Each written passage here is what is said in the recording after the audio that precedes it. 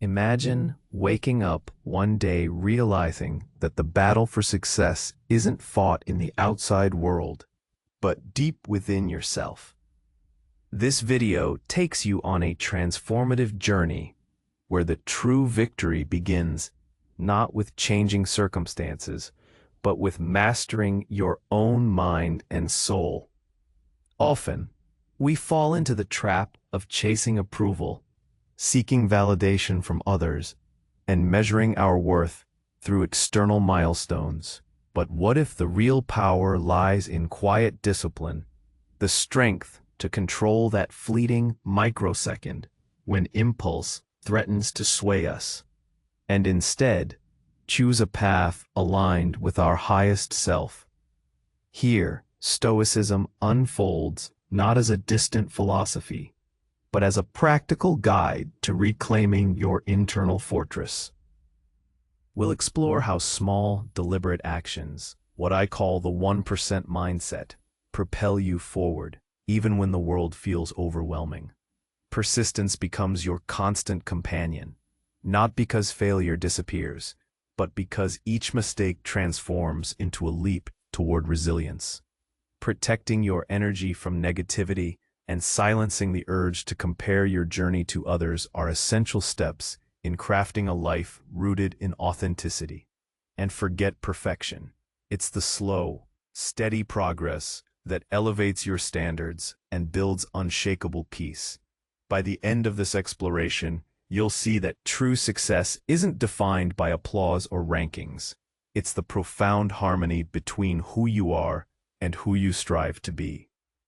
This is about embracing your internal power, navigating life with clarity and purpose, and awakening to the freedom that comes when you finally master yourself first.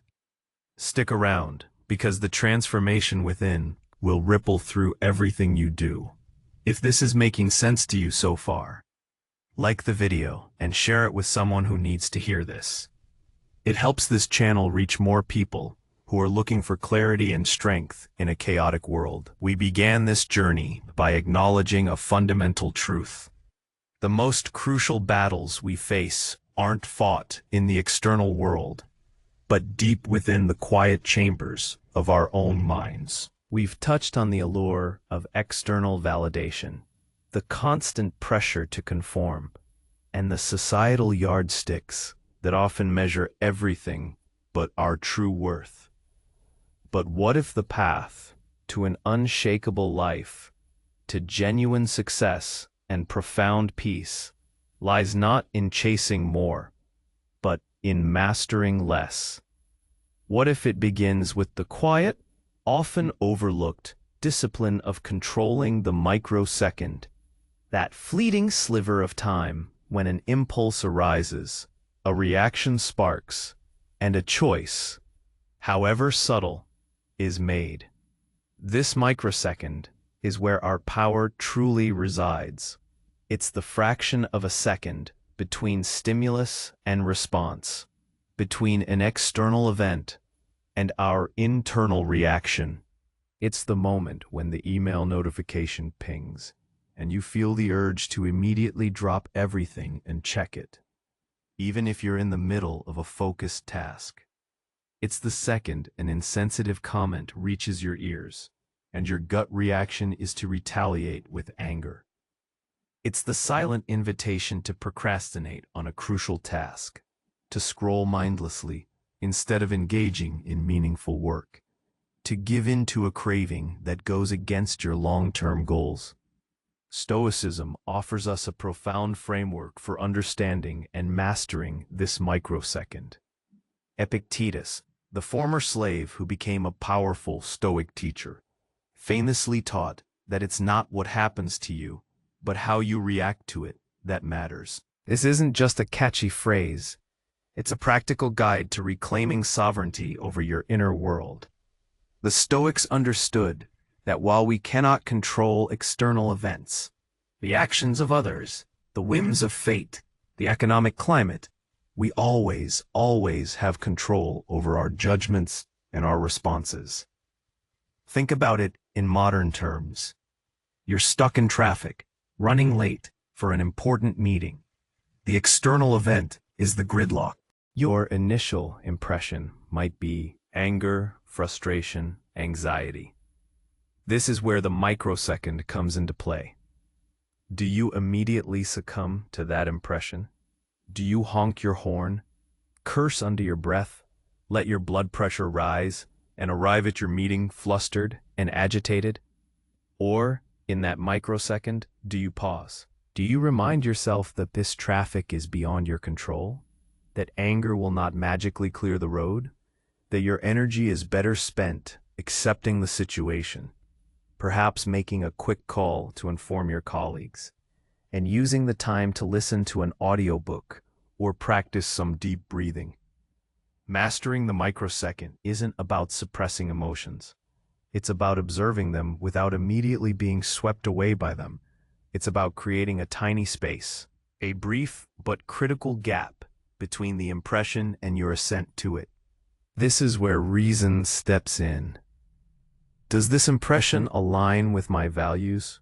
Is this reaction helpful? Is it within my control? If the answer is no, then you have the power to withhold your assent, to choose a different path, to react in a way that aligns with your highest self, rather than your basest impulse. This quiet discipline is the bedrock of internal strength. It's a daily practice, not a one-time achievement. Every time you consciously choose patience over impatience, focus over distraction, understanding over judgment, you are strengthening that internal muscle, expanding that microsecond into a more deliberate, thoughtful response. This isn't about perfection. It's about consistent effort, about showing up for yourself in those tiny, critical moments, and recognizing that each victory, however small, builds an unshakable foundation for everything else you do. The 1% mindset, small, deliberate actions. Building on the mastery of the microsecond, we arrive at what I call the 1% mindset. This isn't about grand, sweeping gestures or radical overhauls. It's about the profound power of small, deliberate actions, consistently applied, that compound over time into monumental change. We live in a world obsessed with instant gratification and overnight success stories, but true, sustainable transformation rarely happens in a single leap. It's built, brick by painstaking brick, through daily dedication. The Stoics inherently understood this. They weren't advocating for a sudden conversion to virtue, but a lifetime of practice. Marcus Aurelius, the philosopher emperor, spoke of living each day as if it were your last, yet planning as if you were to live forever. This duality encapsulates the 1% mindset perfectly. It's about being present and intentional in your current actions, knowing that these seemingly insignificant efforts are contributing to a much larger, more enduring edifice of character and purpose. Consider the person who wants to write a book. The thought of writing an entire manuscript can be overwhelming, a mountain too high to climb. But with the 1% mindset, the goal shifts. I will write 500 words today, or I will dedicate 30 minutes to my manuscript. This is a deliberate action. It's manageable. It doesn't require heroic effort, but it does require consistency. And 500 words a day, every day, quickly accumulates into a book. This applies to every aspect of life. Want to improve your physical health? Don't aim for a sudden, grueling workout. Start with a 15-minute walk. Add one more vegetable to your meal. These are 1% improvements over weeks, months, years. These tiny changes dramatically reshape your well-being. Want to cultivate better relationships? Send one thoughtful text. Listen actively for an extra 5 minutes. Offer a genuine compliment. These small acts of connection deepen bonds far more effectively than infrequent, grand gestures. The genius of the 1% mindset is that it reduces the friction of starting. It lowers the bar for entry, making consistent progress feel achievable rather than daunting. And here's the often overlooked secret. The act of consistently doing the 1% changes who you are. It's not just about the outcome. It's about the person you become in the process. Each small, deliberate action reinforces your identity as someone who is disciplined, persistent, and committed. You're not just a person who wants to write. You become a writer by writing. You're not just a person who wants to be healthy. You become a healthy person by making healthy choices. This aligns perfectly with the Stoic emphasis on virtue as a skill, something practiced and honed. Justice isn't a state you achieve. It's an action you take. Wisdom isn't a declaration.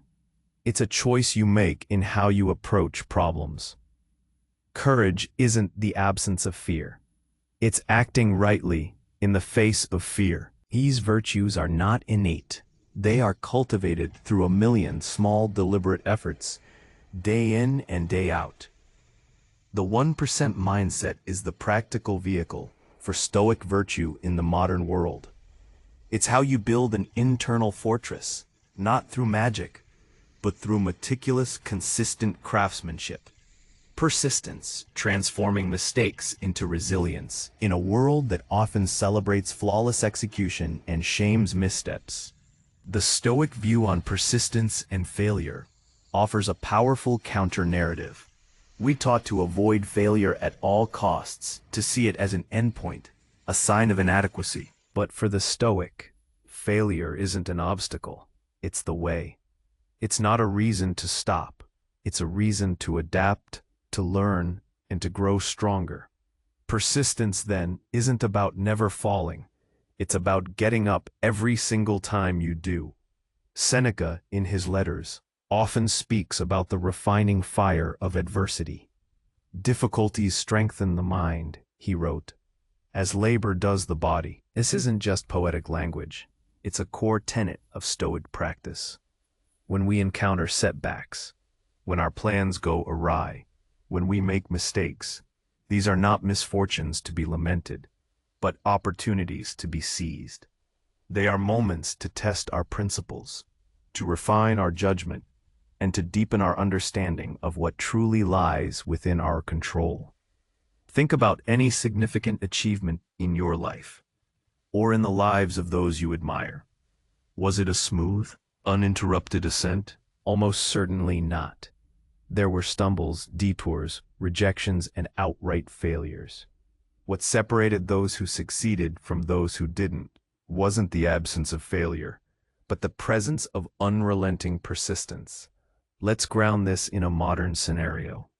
You launch a new business venture, pour your heart and soul into it, and it doesn't take off. The initial impression is devastation, self-doubt, the urge to give up. The Stoic in you would pause. Is this truly a failure in the sense of an absolute end? Or is it feedback? Is it information about what didn't work? Can you apply the 1% mindset here? What's one small thing you can learn from this experience? What's one small adjustment you can make? This is where the concept of amor fati, love of fate, comes alive. It's not about passive resignation to whatever happens. It's about actively embracing everything that occurs, including the bad stuff, as necessary ingredients in your unique journey. It's about looking at your mistakes, your setbacks, your perceived failures, and saying, this too is part of my path. This too will shape me. I will not merely endure this. I will love it for the lessons it offers. When you adopt this mindset, mistakes stop being dead ends and become stepping stones. Each error becomes a data point, an experiment that yielded a certain result, informing your next, more refined attempt. It transforms failure into resilience. You're not just getting back up, you're getting up wiser, stronger, more capable. The entrepreneur who fails multiple times isn't a failure. They are a seasoned learner who is accumulating invaluable experience. The student who struggles with a subject isn't unintelligent. They are developing mental fortitude through persistent effort. This persistence isn't born of blind optimism. It's born of a rational understanding that growth comes from challenges, and that our character is forged in the fires of adversity. It's understanding that the outcome is often not entirely within our control, but our effort, our attitude, and our commitment to keep moving forward always are. This perspective liberates you from the fear of failure and empowers you to embrace the continuous process of becoming. Protecting your energy from negativity. In our hyper-connected world, negativity can feel like an omnipresent force, seeping into our lives through news cycles, social media feeds, and even our immediate social circles. The constant barrage of bad news, criticism, and comparison can drain our mental and emotional energy, leaving us feeling overwhelmed and exhausted. For the Stoics, protecting your internal tranquility, your ataraxia, was paramount. They understood that external noise, especially negativity, could easily disrupt our inner peace if we didn't actively guard against it. This isn't about ignoring reality or living in a bubble of denial. It's about being discerning with what you allow into your mind and how you choose to process it. Remember the microsecond. It applies here too. When you encounter negativity, a toxic comment online, a colleague's constant complaining, a disheartening news report, that's the moment to exercise your power of choice. Do you let it fester? Do you ruminate on it, allowing it to hijack your thoughts and sour your mood? Or do you acknowledge it, categorize it? Is it within my control? And then consciously choose to direct your energy elsewhere. The Stoics practiced a form of mental filtering, focusing on what is up to us and disregarding what isn't. Much of the negativity we encounter falls into the latter category. We cannot control the news, other people's opinions, or the general state of the world. What we can control is our exposure to it and our reaction to it. Consider your information diet. Just as you are mindful of what you put into your body, you should be equally mindful of what you feed your mind. Are you constantly consuming content that evokes anger, fear, or cynicism? Is your social media feed a source of inspiration or a wellspring of comparison and envy? Protecting your energy means curating your informational environment. It means being intentional about who you follow, what you read, and the conversations you engage in. It means recognizing when a particular source or person consistently drains you and making a conscious choice to limit that exposure. This also extends to our relationships. We are profoundly influenced by the people we spend time with. Seneca advised, associate with those who will improve you. While we can't always choose our family or colleagues, we can certainly choose our closest confidants and friends. Are these relationships uplifting, challenging you to be your best self? Or are they characterized by constant gossip, negativity, and a lack of constructive ambition? Protecting your energy might mean setting boundaries, having difficult conversations, or even, in extreme cases, creating distance from individuals who consistently undermine your well-being.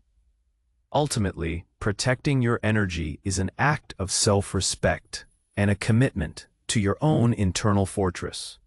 It's an active practice of filtering discerning, and consciously choosing where to allocate your most precious resource, your attention and your inner peace. By doing so, you create more space for clarity, creativity, and the positive energy needed to pursue your purpose and contribute meaningfully to the world. Silencing the urge to compare. Perhaps one of the most insidious threats to our internal peace in the modern age is the constant, often subconscious urge to compare ourselves to others. Social media, in particular, presents an endless highlight reel of curated successes, perfect lives, and aspirational images, leading us to measure our messy, authentic realities against carefully constructed fantasies. This constant comparison is a thief of joy, a corrosive force that breeds envy, self-doubt, and discontent. The Stoics, though living in a world without Instagram filters, understood this human tendency well. They recognized that much suffering arises from external desires and from judging our own lives against external benchmarks. Their antidote was simple, yet profoundly challenging. Focus inward. Focus exclusively on what is within your control, your own character, your own efforts, your own choices, and disregard what is not, including the achievements, possessions, or perceived happiness of others. Marcus Aurelius frequently reminded himself and his readers to attend to their own ruling faculty, their own prohairesis. He understood that true worth comes not from external accolades or comparisons, but from living in accordance with virtue and reason, from being true to oneself. When you are genuinely focused on improving your own character, living by your own principles, and executing your own duties to the best of your ability, the urge to compare naturally diminishes. Let's apply this to a modern context. You see a peer achieve a career milestone that you aspire to. The immediate instinctual reaction might be a pang of envy, a thought of, why not me? Or I'm falling behind. This is the microsecond again. In that moment, the Stoic asks, is their achievement within my control? No. Is my reaction to it within my control?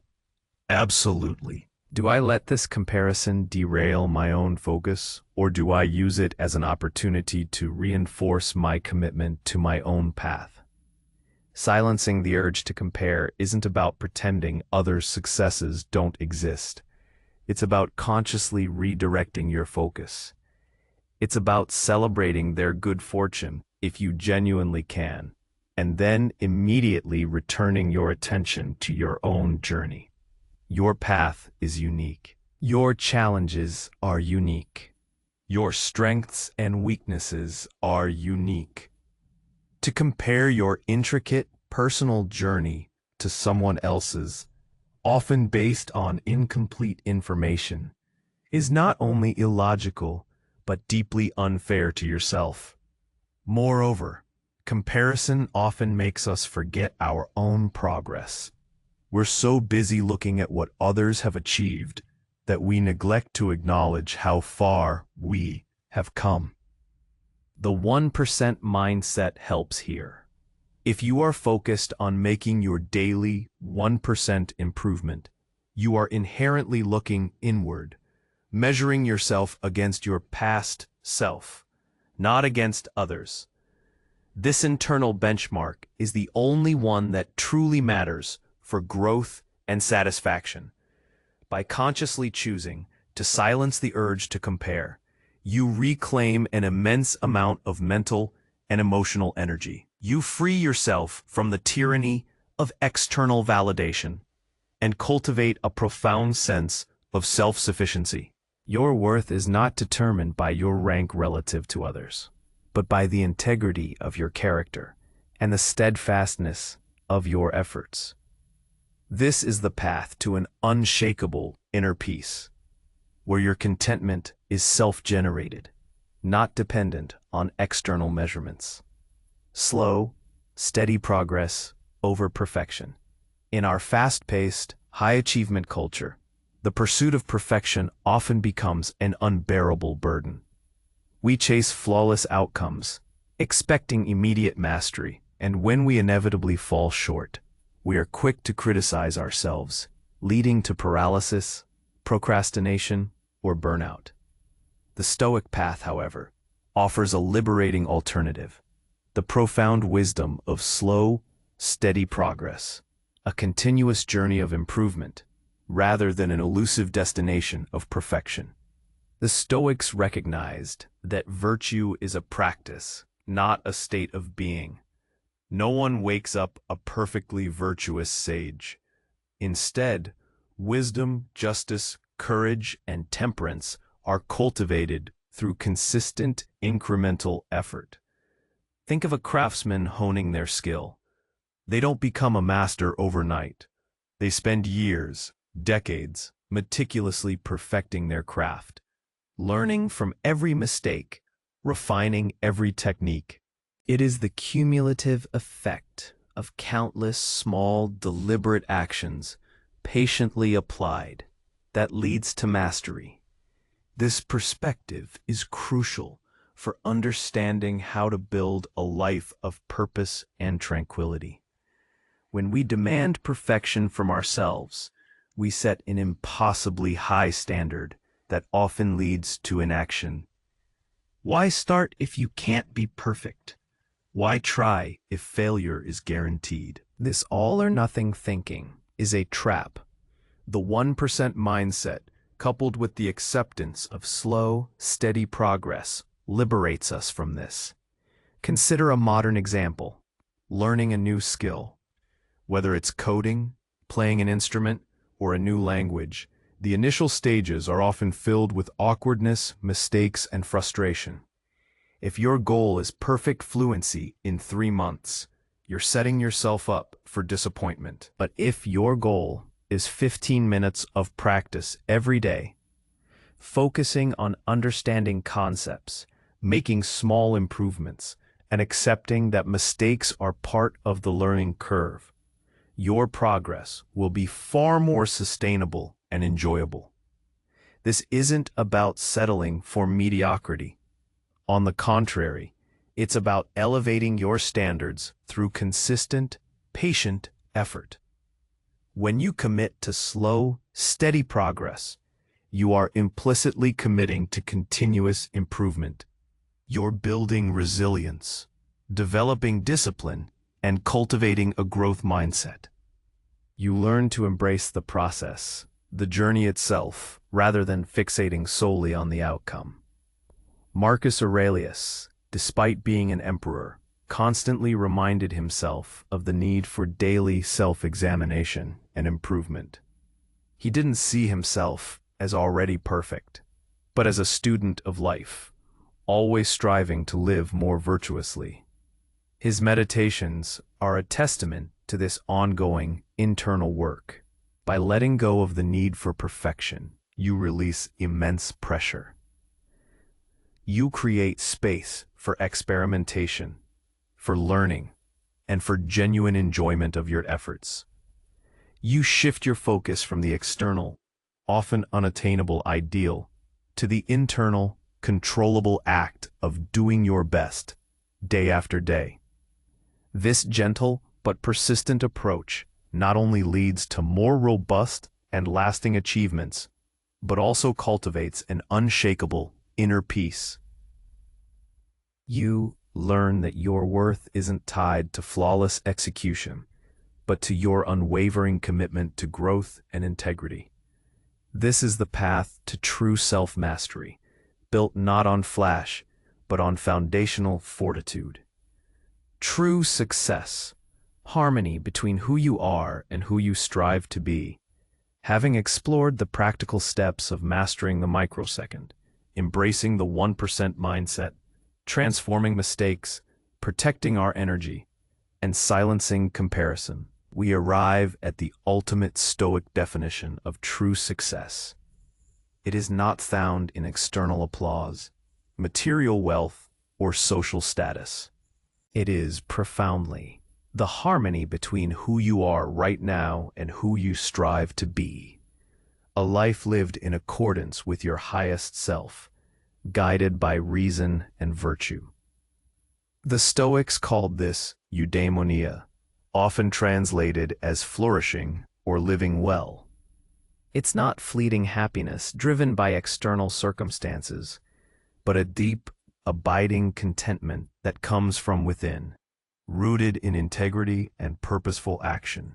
This flourishing is achieved when your internal compass aligns perfectly with your external actions, when your values are not just theoretical beliefs, but practical, lived realities. Think about a life where your actions consistently reflect your deepest values. If you value honesty, your words and deeds are transparent and truthful. If you value courage, you face challenges with resolve, even when afraid. If you value compassion, you act with kindness and understanding towards others. This alignment, this internal coherence, is the essence of Stoic success. It's living in accordance with nature, not just the nature of the cosmos, but your own rational, virtuous human nature. In our modern world, this often translates to living authentically. It means shedding the masks we wear for others, letting go of the need to conform to expectations that don't resonate with our true selves. It means having the courage to define your own metrics of success, independent of societal pressures. Are you living a life that genuinely excites and fulfills you, or are you chasing someone else's dream? This harmony isn't a static achievement. It's a dynamic process, a constant striving. There will always be moments when we fall short, when our impulses override our reason, when we deviate from our chosen path. But the beauty of the Stoic approach is that it provides a continuous feedback loop.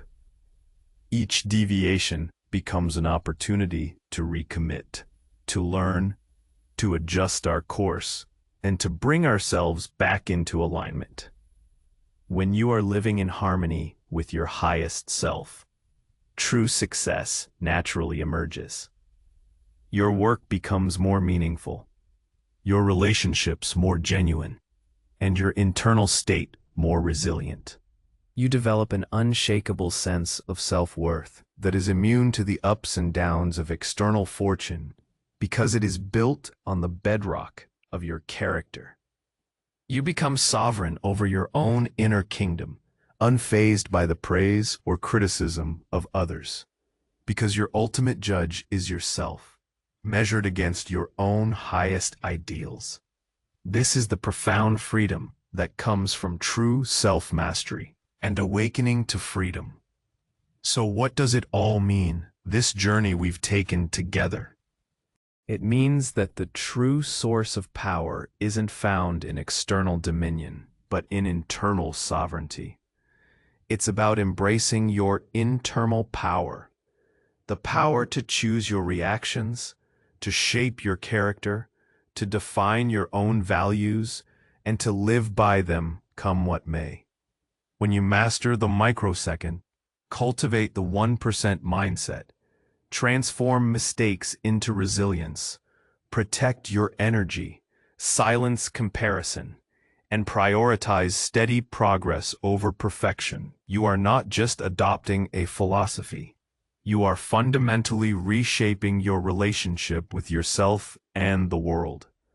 You move from a reactive state, tossed about by external winds, to a proactive one, steering your own ship with deliberation and intent. This internal mastery grants you a profound clarity. The noise of external expectations fades, and your own purpose shines brighter. You begin to understand what truly matters to you, what aligns with your deepest values, and what actions will bring you closer to your ideal self. This clarity provides an unshakable sense of direction, allowing you to navigate life's inevitable complexities and uncertainties with a steady hand. You know your why, and that why becomes your anchor. And in this clarity, in this purposeful living, you awaken to a freedom that few ever experience. It's not the freedom from responsibility or from challenges, but the freedom within them. It's the freedom to choose your attitude regardless of circumstance, the freedom to define your own worth, and the freedom to pursue a life of meaning and integrity on your own terms. It's the ultimate liberation, the freedom that comes from knowing you are in command of the only thing truly within your power, your own mind. As Epictetus wisely taught, what disturbs men's minds is not events, but their judgments on events. Your liberation, your success, your peace, all lie in mastering those judgments. It's about recognizing that the battle is not out there, in the world's demands or others' opinions, but within you, in how you respond, how you interpret, and how you choose to show up, day after day. This internal victory ripples outward, transforming not just your inner world, but every interaction, every endeavor, and every aspect of your life. The invitation, then, is not to simply absorb these ideas, but to live them, to step into the arena of your own mind and begin the work of building your internal fortress. 1 microsecond, 1% action, 1 act of persistence at a time. True success isn't about reaching a finish line. It's about the profound and continuous journey of becoming, of aligning with your highest self, and awakening to the freedom that has always resided within you. Will you choose to answer the call? Will you embark on this journey of self-mastery, recognizing that the only true victory is the one you win within yourself? If this message resonated with you, I encourage you to like this video, share it with someone who might benefit from it, and subscribe to the channel for more insights on practical Stoicism for modern life. And I'd love to hear your thoughts in the comments below. What's 1 microsecond choice you're committed to making differently this week?